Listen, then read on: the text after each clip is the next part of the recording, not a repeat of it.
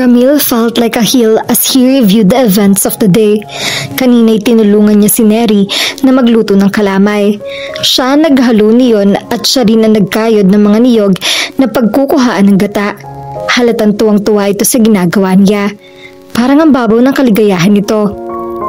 Ang dali nitong pasayahin. Siguro ay isang katangian nito iyon kung bakit ganun na lamang ang kasiyahan niyang makasama ito. The women he was used to mingling were so sophisticated that it looked a lot to make them happy. Para bang ang isang bagay na may mataas na price tag lang ang kalimitang nakakapagpasaya sa mga ito. Samantalang si Neri ay hayon. Ipinagkayod lang ng niyog ay ipinanghalo ng kalamay ay parabang inialay na niya rito ang langit at lupa. It was so refreshing to be with someone like her. May sinabi siyang biro at habang tumatawa ito ay hindi niya napigilan ang kanyang sarili. Yumuko siya at isang mabilis na halik ang pinadapo niya sa mga labi nito. She froze but he also saw that her eyes were shining. Gusto sana niyang halikan uli ito pero nagpigil siya. Naunahan siya ng pagkukonsensya. Ngayon ay binabayo na niya siya sa paninermo ng kanyang budhe. Bakit niya ginagawa mga bagay na iyon? Gayong alam niyang wala siyang pwedeng maipangako kay Neri. Ni hindi nga siya nagpakatotoo rito. Hayon siya, nagpapanggap na walang masyadong maalala, gayong halos nagbalik na ng tuluyan ang memorya niya. Dahil siguro sa pamubulabog ng konsensya niya, kaya hindi siya makatulog. Kahit nga kanina pantahimik ang buong paligid, ay dilat na dilat pa rin siya. He had no right to kiss Neri or even just hold her hand. Kung tutuusin ay wala na rin nga yata siyang karapatang manatili pa sa lugar na iyon. Nagtatago na lang siya. Ipinagpaliban na lang niya ang isang pangyayaring kakailanganin din niyang gawin sa lalong madaling panahon, ang pagbabalik sa dating buhay niya. Kaya siguro dapat na siya maghanda-handa sa pag-alis niya. It was just that his heart rebels so much at the thought of leaving. Hindi siya mapakali. Lumabas siya ng kwarto at tumuloy sa bakuran. Mula roon ay tanaw niya ang karagatan. He had never felt so much at peace at during his stay in that place. Kaya nga siguro ganun na rin lang ang pagkatukso niyang manatili roon. Kung sana lang ay pwedeng doon na lang siya mamalagi. But of course, that was out of the question. May buhay na naghihintay sa kanya sa syudad. Isang buhay na dapat niyang balikan. Hindi kaya tama makatulog. Paigtad siyang napabaling sa pinagmulan ng tinig. Inay Melinda, nagulat na usan niya. May iba ka bang hinihintay? Nito. Wala po, nagulat lang ako sa gising pa rin kayo. Ginagambala rin kasi ng alalahanin ko ang kalooban ko, sabi nito. Ano pong alalahanin? Mga bagay na may kinalaman sa anak ko. Hindi ko po siya balak paglaruan kung iyon ang kinakabahala niyo. Alam ko yon, saad nito. Gaya niya ay tumunghay rin lamang muna ito sa karagatan. Pero mahirap pigilan ng puso. At si Neri napaka-inosente pa sa kalakaran ng mundo. Ano po ba ang balak ninyo para sa kanya? Parang nakakapanghinayang na manatili lang siya rito sa isla. Pahayag niya. Iyon din ang mismong sinasabi at iniisip ko. Nito. Talaga ho? Alam ko magkakaroon siya ng mas maraming oportunidad kung nasa syudad siya. Pero bukod sa si Neri na mismo ang tumatangging umalis, ay nag-aalala rin ako para sa kanya. Makakaya ho niya yun. Maganda naman ho ang pagpapalaki niyo sa kanya. Sana nga, sabi nito. Kumusta na ang alaala mo? Biglang pag-iiba nito ng tema sa kanilang usapan. Napatingin siya rito. Parang may nag-uudyok sa kanyang magtapat na rito. Nag-urong-sulong siya ng ilang ulit. Hindi pa rin ho bumabalik. Pagpapasya niyang sagot. Saka nag-iwas ng tingin dito. Babalik din yun, nito. Ilang sandali pang nanatili lang silang nakatayo sa kadiliman bago ito nagpaalam ng babalik sa bahay. Pero siya ay pumasok lang uli sa kwarto niya nang magsimula ng magliwanag ang kalangitan. Sarap na sarap ang mga mata ni Neri habang pinapanood niya si Jordan sa ginagawa nito. Tagaktak ng pawis nito. Kanina pa ito nagsisibak ng kahoy. Hayon nga't napakataas na ng salansanan ng mga panggatong na nasibak nito pero wala pa itong kabalak-balak tumigil. Nang maisip niyang malamang ay init na ito, ay sakalang niya binilisan ang paglapit dito. Masyado naman yatang masipag ang isang mama na yan. Nakangiting kantsaw niya rito. Baka naman mabibigyan ka na ng medalya. Hala, heto, dinalhan kita ng merienda. Kain ka muna. Inilapag niya sa kahoy ang di kalayo ang dala niyang tray. Isang pitsyel ng malamig na buko juice at isang platong binatog na luto ng nanay niya na ang laman niyon. Umaliwalas ang pawisang mukha nito. Nangalingali niyang punasan. Nako, salamat. Anito, kanina pa nga ako nagugutom eh. Sino ba kasi nagsabi sa'yo na magsiba ka dyan ng toneladang kahoy? Biro niya rito. Hindi naman tayo nanganganib na maubusan ng panggatong ah. Nakakahiya na kasi sa inyo. Matagal na rin ako nakikitira dito. Asus, ano ba yun? Hindi ka naman namin sinisingil. Anya, huwag mong sabihing alalahanin yon. Bukas ang tahanan naman sa'yo. Pati ang puso ko, hindi sinasadyang idagdag niya ng tahimik. Hindi na niya tinangkang ikaila ang nararaman niya para dito. Sarili lang kasi niyan lolokohin niya. At sarili mo rin lang din ang masasaktan sa sandaling umalis na siya. Humugot siya ng malalim na hininga para palisin ang pamimigat ng kalooban niya. Umupo naman sa bangko si Jordan. Inabot nito ang pitsyel. Nagsalin nito ng buko juice sa baso at tinungga ang laman yon. Kapag kuwan ay kumutsara ito ng binatog at saka isinubo iyon. Delicious, anito. Eksaktong-eksakto sa gutom ko. Lumagok naman ito ng juice. Teka, ikaw, ba't di ka kumakain? Anito kapag daka. Oh, tikman mo. Sige, tapos na ako eh. Tanggi niya. Para sa'yo talaga yan. Hindi naman ako ganun katako para maubos kong lahat ng to. Tikman mo lang, nakakailan na akong kain. Git nito. Para matahimik ay pumayag na siya. O siya, sige. Umakma siyang aabutin ng kutsara pero inunahan siya ni Jordan. Iniumang nito ang kutsara sa bibig niya. Imbes magprotesta ay tinanggap na lang niya ang isinubo nito. Nabahira ng kaunting niyog ang pisngi niya. Natatawang pinahid nito iyon gamit ang daliri nito. Para kang bata kung kumain. Anito. Baka ka mo parang bata nagsusubo sa akin. Ganti niya. Sabay tabig sa kamay na humahaplos sa kanyang pisngi. Hindi niya nagustuhan ng kakaibang damdaming dulot niyon kaya umakma siyang tatayo. Teka, hinagip nito ang pulsuhan niya. Saluhan mo pa ako. Hindi siya nakasagot. Unay dahil sa init na mabilis talagang kumakalat sa buong katawan niya tuwing nagdadaiti ang mga balat nila. Pangalaway dahil may naulinagan siyang ugong. Sabay silang napabaling ni Jordan sa baybayin kung saan nanggaling ang tunog. Isang motorized bangka ang pagdaong ng dalampasigan. Normal lang na makikita siya ng ganon. Ang hindi normal ay ang natanaw niyang tila isang yate na palutang-lutang ilang metro layo mula sa baybayin. Tila hindi yun makadaong dahil sa masyado ng mababaw ang tubig. Nang lingunin niya si Jordan ay nakita niyang titig na titig ito sa parating na sasakyang pandagat. Pagdaong niyon sa baybay ni isang babae at isang may edad na lalaki ang umibis mula roon. Inalalayan ng mga ito ng bangkero. Neri, ano yun? Lumapit sa kanila ang inay niya. Hindi ko alam na saad niya. Si Lolo? Si Jordan ang sumagot.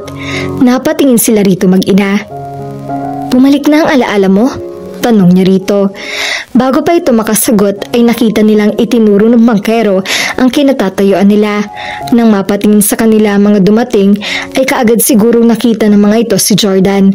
Ang babae patakbo ng tinungong kinaroroonan nila. Hindi siya makahuma. Mukhang iyon ang panahong kinatatakutan niya. Ilang ulit na niyang nilaro sa imahinasyon ang tagpong iyon bilang paghahanda sa pagdating niyon. Pero ngayong nangyari na ay natuklasan niyang wala palang sapat na paghahanda para hindi niya madama ang sakit na dulot ng napipinto nilang paghiwalay ng mga landas ni Jordan. Parang hindi niya kaya. Dali-dali niyang iniwan ang mga kasama niya. Neri, Tawag sa kanya ng inay niya pero hindi niya ito pinansin. Kailangan niyang makalayo bago pa siya mapahagulhol sa harap ng mga ito. Nagtatagi sa mga bagang ni Ramil. The moment he had been dreading had arrived. Pag-aari ng lolo niya ang naturang yate at habang tinatanong niya ang lulan ng motorized bangka ay napiho kaagad niya na ang lolo niya at si Maxine ang lulan niyon. He felt a twinge of guilt. Tiyak niya nag-aalala ng mga ito sa kanya. Hindi rin naman niya balak paabutin ng ganong katagal ang pagpalagi niya sa isla. The thing was, as he got to know Neri better, the urge to stay longer grew more intense. Pero ngayon ay wala na siyang choice. Kilala mo sila, Jordan? Tanong sa kanya ng inay ni Neri. Opo, pag-amin niya. At hindi po Jordan ang pangalan ko kundi Ramil! Sigaw ni Maxine at kasunod niyon ay sinugod siya nito ng yakap. Napilitan siyang gumanti. Apo ko! Kabuntot lang nito ang lolosito niya. Nang sa wakas ay napakawalan siya ni Maxine ay ito naman ang yumapos sa kanya. I thought I'd never see you again. Saad nito. Pinagaralgal lang kung anong emosyon ng tinig nito. Akala ko nawawala ka na sa akin. Ilang oras na kami paikot-ikot sa mga isla rito. Umaasang sa isa sa mga iyon ay matatagpuan ka namin. Sinipat siya nito nang bitawan ng siya nito. You look none the worse for wear. Saad nito. Utang ko yun sa pag-aalaga sa akin ng mga taong nakatagpo sa akin. Sabi niya. Bumaling siya sa inay ni Neri. Inay, ang lolo ko po, si Lolo Sito. At ito si Maxine. Lo, siya ho ang may-ari ng bahay na tinutuluyan ko. Pagpapakilala niya sa mga ito. Tanggapin niyo ang aking taus-pusong pasasalamat, ani Lolo Sito. Handa ako magbigay ng pabuyasa. Hindi na kailangan yon, sabad ng inay ni Neri. Bukas ang bahay ko sa mga nangangailangan ng tulong at kalinga. What a noble sentiment, wika ni Maxine. Salamat sa pag-aalaga niyo sa kanya. Sumiksik ito sa kanya at ikinawit ang braso sa baywang niya. Nakita niya ang sandaling pagtitig sa kanila ng inay ni Neri. O walang anuman yun, matipid na sagot nito. Ramil, we should go, sabi ng lolo niya. Nag-atubili siya. Kung siya ang tatanungin ay mas nanaisin niyang magtagal pa sila roon. He had some unfinished business to take care of. Dapat man lang ay nakausap niya si Neri. Pero parang hindi rin iyon ang panahon para tapusin niya ang unfinished business na iyon. Magpapaalam lang ako kay Neri, saad niya. Okay, but make it quick, utos ng lolo Sito niya. Tumuloy siya sa bahay pero wala roon si Neri. Hinanap niya ito sa paligid ngunit hindi niya ito matagpuan. Baka nasa dalampasigan nito. Sa pagbaling niya ay muntik na siyang mabangga sa ina nito. Ako na lang magsasabi kay Neri na umalis ka na, nito.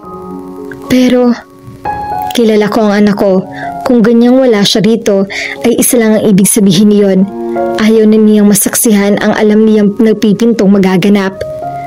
Pero nakikiusap ako sa iyo, Ramil. Hayaan mo na siya. Nagtama mga panangin nila ni Inay Melinda at nabasa niya ang mga mata nito na hinanakit. May karapatan nitong makadama niyon, lalo na siguro kung malalaman nito ang totoo. And he felt this great urge to tell her about it, kahit siguro para man lang mabawasan ang dinadala ng konsensya niya. Nagsisinungaling po ako, pahayag niya. Noon pa bumalik ang alaala ko. Pero ayoko pang umalis dito. Ayoko pang bumalik sa dati kong buhay. Kaya patuloy mo kaming pinaniwala ng anak ko na hindi mo alam kung sino ka? Sabad nito. Noon pa man parang nahuhulaan ko na iyon, pero hinihintay ko lang na magkusa ka magtapat. Nakadama siya ng matinding hiya. Ipagpatawad niyo. Iyon lang ang nasabi niya. It was only then that he realized how selfish he had been. Dahil sa pagnanais niyang sandaling makatakas sa buhay na mayroon siya, ay nakasakit siya ng iba. He had come to mean something to Neri. He could feel it. Ito rin man ay may halaga sa kanya. Pero alam din niya na malabong may pagtutunguhan ang damdaming iyon. Ipagpatawad niyo, ulit niya. At pakisabi na rin ho iyon kay Neri. Makakarating, anito. Salamat po sa lahat, salita niya kapag kuwan ay iniwan na niya ito. Hindi siya nakatiis na huwag muling lumingon sa pag-asang makikita niya si Neri, pero tanging ang ina nito at ang binalingan niya. With a heavy heart, he went on his way. Nasa kubling ang bahagi ng baybayin ni Neri. Sinamantala niya kanina ang pagkakalingat ni Jordan para makalayo siya rito. Tiyak na aalis na ito. Kung hindi man ora mismo, ay sa lalong madaling panahon. Sa pagdating ng mga taong nakakilala rito, ay lalong tumimo sa isip niya kung anong posibleng mga minsang inaasam niya. Iyon ay magkaroon sila ng hinaharap. Dahil nga sa pangarap niya na iyon, ay nauunawaan niya ang sinabi ng inay niya, na kapag nagmahal daw siya, kahit saan magpunta ang mahal niya, ay mamatamisin niyang sumama rito. Ang laking gaga mo kasi, salita niya sa sarili. Naglaro sa diwa niya ang babaeng pahangos na lumapit kay Jordan. Hindi na niya kailangang maging manghuhula para mahinuha kung magkaano-ano mga ito.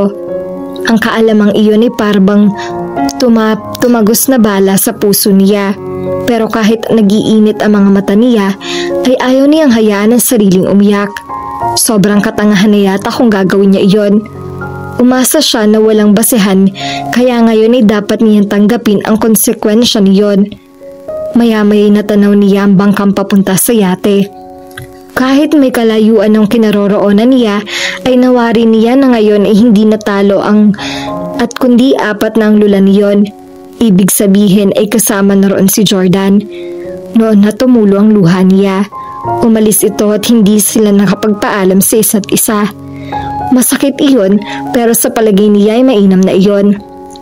Mas gusto niya iyon kaysa naman iyong mapaiyak siya sa harap nito. Ilang sandali pa siyang nanatili sa baybayin bago siya pumihit para bumalik ng bahay. Kung dati napapabalita ang sakunang nangyari kay Ramil, lalo na ang pagkakadiskubreng buhay pa ito, isa si Doña Luisa sa mga nakabasa ng diaryong may dala ng kwento tungkol dito. Pinatotohanan ng write-up ang iniulat sa kanya ni Mr. Yanga kung saan posible dumaong ang napadpad na lalaki. A kind of woman and her daughter accepted my grandson into their house. I would be forever in their debt. Nakasaad sa artikulo na sabi ni Don Cito. Hindi na pinangalanan sa artikulo kung sinong tinutukoy nito. Napaisip siya. Tama ba ang kutob niya? Masyado naman yatang malit ang mundo. Hindi malit ang mundo kundi kusang pinaliit. Nanumbalik ang dating hinala niya. Pwede kasing sinadya ni Ramil ang pagpunta sa lugar na iyon at nagkataon lang na inabot ito ng sakuna. Kinuha niya ang telepono niya. May pangunang ulat na sa kanya si Mr. Yanga. Hindi na siguro niya dapat magpatumpik-tumpik pa. Kailangan na niyang kumilos. Doña Luisa, napatawag kayo. Ng lalaki. Kailangan ko ang ekspertong opinyon mo. Saad niya. Ano sa palagay mo? Hindi ko magagarantiyahan ng 100% ang konklusyon ko. Pero base sa nakita ng mga mata ko, na ipinakita ko rin sa inyo sa pamamagitan ng mga larawan, ay napakalaki ng posibilidad na natagpuan na natin ang taong hinahanap nyo. Are you willing to stake your reputation on that? Paniniyak niya. Hindi ka agad ito nakasagot. I need an answer. Naiinip na sabi niya. I think so. Yes. Sa mga ganitong kaso ay nahirap naman talagang makatiyak ng husto. But the odds are good that we're on the right track. Bueno, kung ganun ay panahon na para kumilos tayo. Pagpapasya niya. Kailangan kausapin na sila. Masusunod, ani Mr. Yanga. Sinikap ni Neri na ibalik sa dati ang takbo ng kanyang buhay, pero aminado siya na parang napakalaking kahungkagan ang nalikha sa kalooban niya ng pag-alis ni Ramil. Ngayon tuloy ay para siyang parating naiinip at nalulungkot.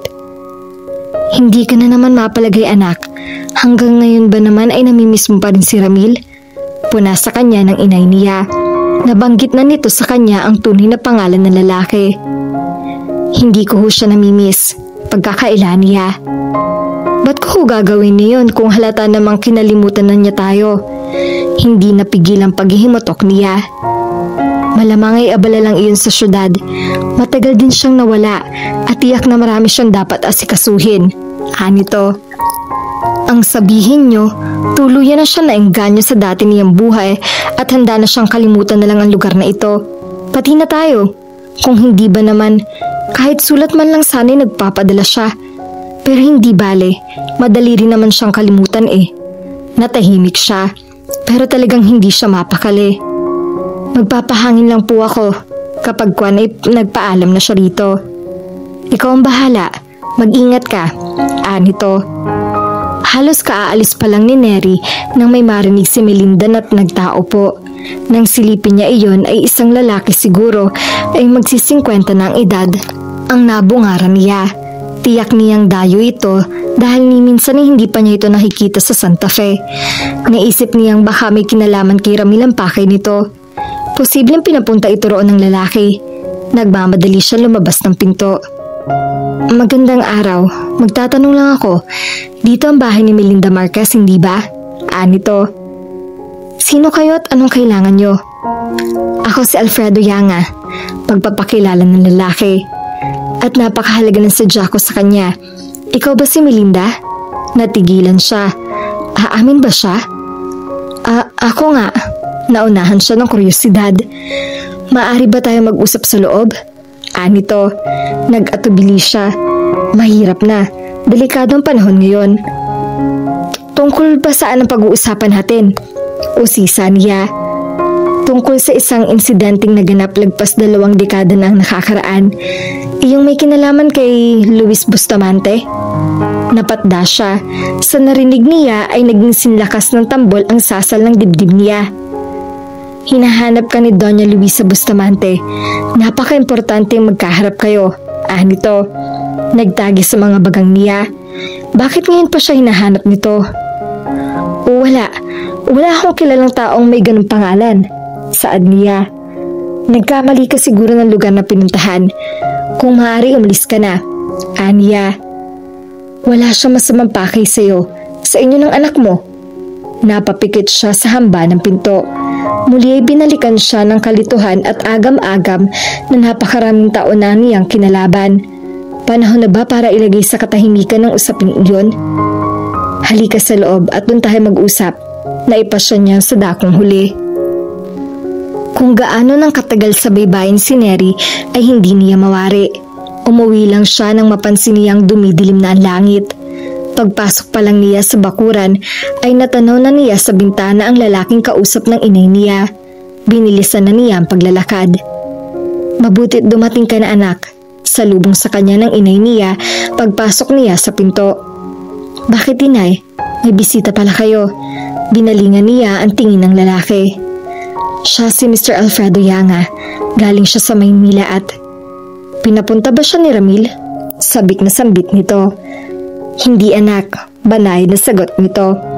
Pero may mahalaga siyang sadya sa atin. Maupo ka't ipapaliwanag ko sa inyong lahat. Kinabahan kaagad siya. Sa tono pa lang ng inay niya ay nahuhulaan na niyang nakakabaligtad ng mundo ang anumang ibabahagi nito. Kasabay ng pag-upo niya ay inihanda na niya ang kalooban niya. Ilang beses kumurap si Neri. Kung hindi nga lang masisira ang make-up niya ay baka kinusot na rin niya mga mata niya. Ang hirap kasing paniwalaan na totoong nakikita niya at hindi siya pinangangalagan lang ng kanyang paningin. Isang bakuran na iginayak para sa handaan ng nakatanda doon. May mga fairy lights na nakasabit sa mga puno at nagbigay ng pakiramdam ang mga iyon sa isang engkantadong gubat siya. Sa malaking swimming pool naman ay natatanaw niya ang maliliit na kandilang lumulutang doon. Nakakangapos ng hininga ang tanawin. Lalo na ang rason kung bakit nandun siya sa lugar na iyon ng mga sandaling iyon. Kagyat na naglalaro sa diwa niya ang tagpong nagaganap sa buhay nila nung nadatnan niyang may bisita ang inay niya. Hindi si Donato ang tunay na ama mo, sabi nito. Asawa ko siya, oo. At totoong maaga siyang namatay. Pero nang ikasal kami ay buntis na ako. Nangilid ang mga luha nito. Alam ni Donato na hindi siyang ama pero hindi niya yun isinumbat sa akin ni minsan. Napatda siya. Hindi niya alam kung anong magiging reaksyon niya. Nakakawindang ang naririnig niya. Kung hindi siyang itay ko, ay sino? Datay na masukan ako sa bahay ng isang mayamang pamilya. Ang Bustamante, napayo ko ang inay niya. Nagkaroon kami ng ugnayan ng anak ng mag-asawang Bustamante, si Sir Luis. Nahigit niya ang hininga, parang nahuhulaan na niya ang sunod na nangyari. Siya ang ama ko, paniniyak niya. Tumango ang inay niya. Pero hindi niya nalaman man lang na nagkaanak kami. May asawa na si Luis nang magkaroon kami ng relasyon. Humugot ito ng hininga. Alam ko, isang katangahan ang ginawa ko, pero mahirap tanggihan ng isang gaya ni Luis. Bukod sa may itsura siya, ay mabait siya, malambing, at napakababaero. Nagpupuyos ang kaloobang sambot niya sa kanyang isipan. Nang panahong malaman ko ang tungkol sa kalagayan ko, ay natsyempong buntis na rin naman ang panganay nila ng asawa nila ni Luis. Nakadama siya ng awa para sa inay niya. Mali nga siguro ang ginawa nitong pagpatol sa isang lalaking may asawa, pero napakatintindagok din naman ang tinamo nito. Masela ng pagbubuntis ni Ma'am Carla at delikado kapag nalaman nito ang pagluloko ng asawa nito. Si Doña Luisa nakatuklas sa kalagayan ko. Dinatnan kasi niya akong nagduduwal sa kusina. Nahulaan din niya kung sino ang ama ng dinadala ko dahil nakita pala niya ang ilang pagkakataong magkasama kami ni Luis. Binalaan niya ako na huwag akong gagawa ng eskandalo. Wala akong balak na manggulo, pero siguro nag-aalala siya sa kalagayan ng manugang niya at sa magiging apo niya. Tumigil ito sa pagsasalaysay. Parang kailangan nito mag-ipon muna ng lakas para magpatuloy. Katulad ng isang tipikal na mayaman, inaalok ako ng pera ni Doña Luisa, pero umalis sa pamamahay niya. Hindi ko yun titanggap. Sa halip ay sinubukan kong kausapin si Luis para ipabatid sa kanya ang tungkol sa magiging anak namin. Pero hindi ako nagkaroon ng pagkakataon. Nagpunta sa bahay bakasyonan ng mga Bustamante ang mag-asawa. Kung alin sa bahay bakasyonan ang tinutuluyan nila ay hindi pinaalam sa amin. Kapag dakay na discover ko na lang na nagtungo na sila sa Amerika. Walang katiyakan kung kailan ang balik o kung babalik pa sila. Noon ako nagpasyang umalis na lang. Pero bago ako umalis ay nagsabi ako kay Donato na noon ay namasukan bilang gwardya sa subdivision. Matagal ko na siyang manliligaw. Inalok niya ako ng kasal. Mapaklang ngiti ang sumilay sa mga labi ng inay niya. Kikilalanin ko raw niya bilang tunay na anak. Mamahalin at aalagaan ka daw niya tayo. Ayoko sana pero medyo desperado na rin ako ng mga panahong iyon. Hindi na inulit ni Doña Luisa ang alok niyang pera. Parang ang umiiwas siyang harapin ako at naisip ko na kung gaanong wala na rin naman ako sa Pilipinas. Ang mag-asawa ay hindi na siguro siya natatakot na gumawa ako ng gulo. Tinanggap ang alok ni Donato. Para lumakalaki ng kauntiang sahod niya ay nagpalit siya ng assignment sa isang bangko. Pero ilang buwan ka pa lang na ipinapanganak ng looban ng mga holdupper ang bangko pinapasukan niya. Napasama siya sa namatay. Tumulo ang mga luha nito. Inabot niya ang mga kamay nito. Pinisil niya iyon. Ngumiti naman ito sa kanya. Naalala kong isang tiyahin ko na madalas dumadalaw noon sa bahay namin sa San Nicolas. Ilang beses niya akong naisama noon dito para magbakasyon, kaya alam kong magpunta rito. Nagbaka sakali lang ako na nandito pa siya dahil nawalan na rin naman kami ng komunikasyon mula nang mamatay sina Inay at Itay. Laking pasasalamat ko na buhay pa siya at dito pa rin siya sa Santa Fe nakatira. Tinanggap niya tayo at kinupkop. May sakit na rin siya noon at nang mamatay siya, ay sa akin na niya iniwan ang kung anumang ari-arian mayroon siya. Kakaunti man iyon ay sumapat iyon para mabuhay tayo. Ilang beses kong iniisip na makipag-ugnayan uli kay Doña Luisa.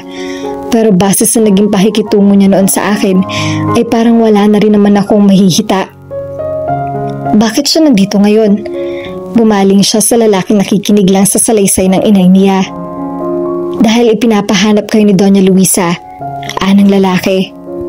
Bakit pa? Puno ng pait ang kalooban niya. Namatay sa aksidente ang mag-anak matagal ng panahon na nakakalipas, sabi ng inay niya. Sa tingin niya, kahit paano'y naapektuhan pa rin ito sa pagkahatuklas ng pagkamatay ng lalaking nagkaroon ng puwang sa puso nito.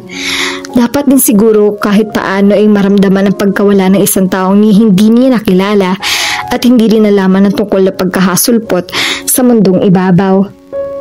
At nalulungkot sa kanyang pag-iisa ang magaling na Donya, ganun ba? Hirit niya. Gusto niyang bumawi. Inaamin niya nagpakalaki na naging pagkakamali niya. Pero kahit lumuhos siya ng dugo ay huli na. Ang gusto niya makabawi siya. Ani Mr. Yanga. Noon pa niya kayo pinapahanap, pero dahil na rin siguro sa haba ng panahong lumipas, ay mahirap maghanap ng bakas. Nagkataon lang na ang isang kasamahan ko sa akhensya ay kinailangan mag-research tungkol sa mga magmay-ari ng lupa rito sa Santa Fe para sa isang kliyente naman niya. Hinihingi niya ang tulong ko sa pagko-cross-reference sa mga files at doon ko natuklasan ang pagsasali ng pag-aari ng isang piraso ng lupain sa pangalan ng inay mo. Gayunman, hindi ako sigurado kung siya ang taong hinahanap ko. Kinailangan ko magpunta rito ng personal para makatiyak. Pagkatapos ay pinalam ko muna kay Doña Luisa na tuklasan ko at kinailangan kong hintayin ang pasya niya. Pakisabi sa kanya kung paano niya itinakul noon si inay ay dapat din sa kanya na. Neri, saway sa kanya ng inay niya, sabay hawak sa braso niya. Dati ay naging padalos-dalos ang pagpapasya ko. Dahil doon, hindi lang ako nahirapan kundi maging ikaw. Hindi mo alam ilang ulit akong napaisip kung tama ba o mali ang ginagawa ko. Pagtatapat nito. Anong ibig mong sabihin? Na pagkatapos ng ginawa niya ay babalik na lang tayo sa buhay niya? Tatangkalikin siya at nagsisisi ay pinapatawad at pinibigyan ng pagkakataong makabawi sa naging kasalanan niya. Kahit pa siguro nalaman kong pulubi si Doña Luisa, ay ganyan ang ipapayo ko sa'yo. Karapatan mo na makilala siya dahil kahit ano pang sabihin ay miyembro ka ng lahing nila. Kapamilya mo siya. Pero inay, kung tutuusin, hindi siya ang nagkasala sa'yo kundi ako. Kung hindi ko tinanggihan ang alok niya noon, baka mas maganda naging buhay mo. Kaya ngayon ay naroon siya at nakaambang ipakilala ni Doña Luisa sa lipunang ginagalawan nito. Halos isang buwan na lang ang nakalilipas mula nang kausapin sila ni Mr. Yanga, pero pakiramdam niya ay nang nagdaang araw lang iyon nangyari. Mahigit isang buwan na siya sa poder ni Doña Luisa. Sinamahan siya ng inay niya sa pagharap dito, pero pagkalipas ng ilang araw ay bumalik din ito sa Santa Fe. Hinahanap daw ng katawan nito ang sariwang hangin. Pero ang duda niya, malamang ay naiilang pa ito sa matanda sa kabila ng malugod na pagtanggap nito sa kanila. Siguro din ay gusto rin siya nitong bigyan ng pagkakataong makilala at makalapit ang loob ang lola niya. Aminado siya na sa simula ay nangingilag siya rito, pero mukhang taos naman sa loob nito ang pagnanais na makabawi sa kanila. Sa ipinakita nitong pagpapahalaga sa kanya ay unti-unting nababawasan ang pagkailang niya. Malapit-lapit na nga siya makarating sa punto na masasabi niyang ramdam na niya ang pagiging magkadugo nila. Noong una ay ganun lang ang pagtutol sa kalooban niya sa pasya ng inay niya na makipagkita siya sa lola niya. Nang humarap na sila rito ay tumanggi rin siya na manatili muna sa syudad katulad ng gusto ng lola niya. Pero nakiusap ito sa kanya at inayunan din naman niyon ng inay niya kaya hayun siya ngayon. Mas gusto sana niyang kung nandun ang inay niya sa gabing iyon ng pagpapakilala sa kanya. Pero nagpasabi na ito sa kanya na hindi ito makakaluwas dahil masama ang panahon sa kanila. Kaya ngayon ay sinusolo niya ang kabang madarama niya. Wala pang mga bisita, maya-maya pa siguro ng kaunti magdaratingan ng mga iyon. Sinamantala lang niya ang pagkakataon para matingnan ang paligid. Kapag kuwan ay nagpasya siyang bumalik na sa kwarto niya para doon hintayin ang pagsisimula ng pagdiriwang. Pagpasok niya sa kwarto niya ay narinig niya ang pagring ng cellphone niya. Mabilis na dinampot niya iyon. Hindi niya kilala ang numerong nakatala roon. Sandali siya nagkatubili bago niya pindutin ang button. Neri? Napasinghap siya. Nakilala ka agad niya ang tinig na iyon. Jordan? Ramil. Kapag kuwan ay napakunot siya. Paano mo nalaman ang number ko? Ibinigay sa akin ni Inay Melinda nung magpunta ako sa Santa Fe. Humigpit ang pagkakahawak niya sa cellphone. Nagpunta ka ng Santa Fe? Kailan? Bakit? Walang nabanggit sa kanyang inay niya. Ayaw na siguro siya nitong bigyan ng alalahanin. Noong isang araw pa, umalis ako nang hindi nakapagpaalam sa'yo at hindi man lang nakapagpasalamat. Nito. Oo nga pala. Bumagsak ang kalooban niya. Iyon lang pala ang pakay nito. Imagine my surprise when your mother told me what happened. Ano bang eksaktong sinabi niya? Yung tungkol sa lola mo. I'm so happy for you. Kamusta ka na? Mabuti, ikaw? Okay lang, na-miss kita. Natuwa siya pero kaagad din niyang naalala ang tungkol sa babaeng kasamang sumundo rito. Puro kakalokohan, sabi na lamang niya. Ayaw niyang manumbat dahil parang wala naman siyang karapatan. Ano bang ipinakangko nito sa kanya? Wala naman, hindi ba? I want to see you, saad nito. Magkita naman tayo. Bago pa siya makasagot ay may kumatok na sa pinto. Kasunod niyon ay bumukas iyon at pumasok ang lola niya. Kailangan ko na magpaalam, sabi niya. Please, you'll see me, ani Ramil. Tingnan na lang natin, tawagan mo na lang ako o kaya text. Pinindot na niya ang button. Huwag mong sabihin may manliligaw ka na agad. Nagbibiro ang himig ng lola niya. Hindi ho, kaibigan ko lang yon. Mabuti naman at nagkaroon ka na ng mga kaibigan, anito. Dati ko pa po siyang kilala nung nasa Santa Fe pa ako. Siya yung lalaking napadpad sa isla. Naikwento niya na rito tungkol kay Ramil.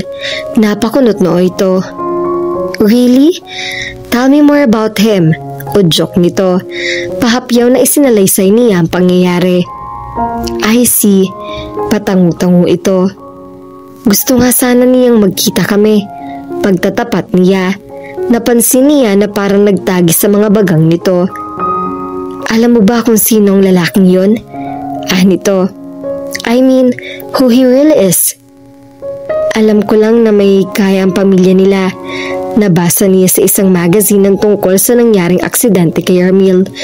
Nabanggit doon ang pagmamay-ari ng angka nito ng isang matagumpay na kumpanya. Hindi sa pinanghihimasukan kita, but I'd want you to stay away from him, anang lola niya. Ho? Bakit naman? Iba ang kalakaran dito sa syudad, Neri. Iba ang karan ng mga tao. Things are usually not what they seem. Kaya hindi tamang basta mo na lang ibinibigay ang iyong pagtitiwala. Let's just say, I have heard about him and I'm not happy with what I know.